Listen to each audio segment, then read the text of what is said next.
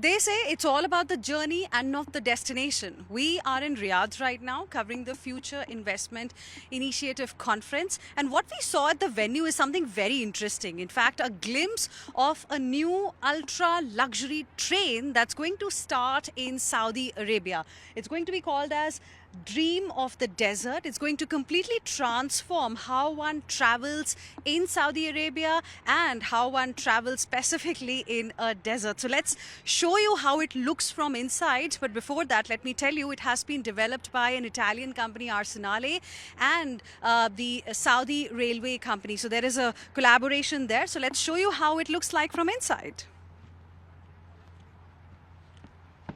This one is a collaboration between an Italian design company and Saudi Railway Network. And we are joined by Paolo, who is the CEO of Arsenale, the company that's behind the design of this very interesting train that's going to be launched in Saudi Arabia very soon. Paolo, thank you for speaking with us here on Times Network.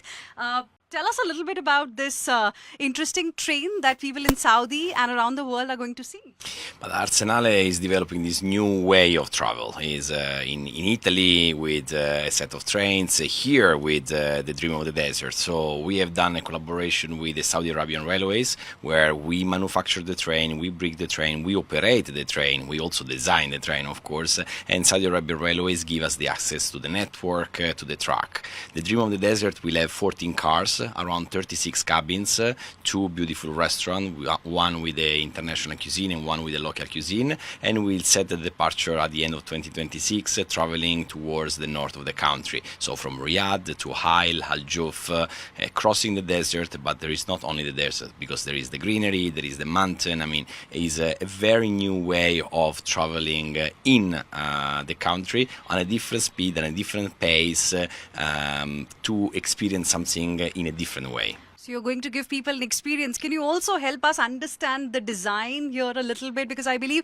there is some bit of Saudi Arabia in almost everything that you have put here. Arsenale appointed Alinda's mom in order to design the train. He's one of the most recognized designer. She worked with us also in some of our hotels, but we asked her to do a train because we believe that her experience could have been perfect in order to really represent the local culture, the local feeling, and to really it is a discovery of the country. In fact, as you can see, there are many elements that testify what is the Dream of the Desert.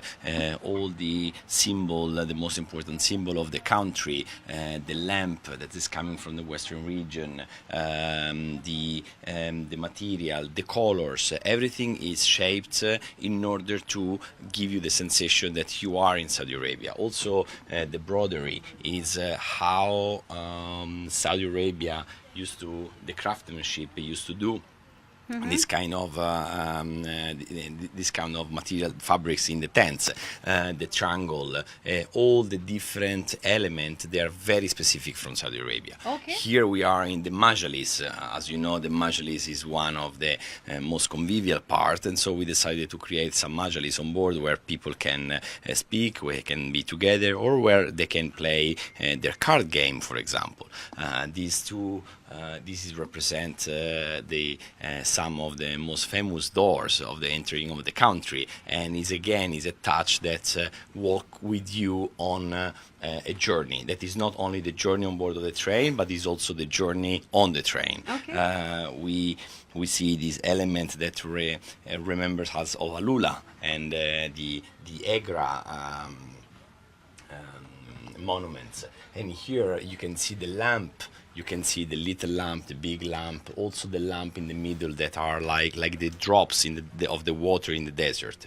Every element has been crafted meticulous, and he tells you really a story. So it's a bit of Saudi in almost everything that we are seeing inside this particular train, and this is very interesting. So this is like how sand looks when water falls, when rain falls on it? It's exactly like that, and this is a way to really tell the story. For example, here we have the sand of the desert that has been brought to Murano, and in Murano has been done by the Murano craftsmanship with the glass. So we are bringing like the best of the train to really give you the sensation of where are you and what are you experiencing.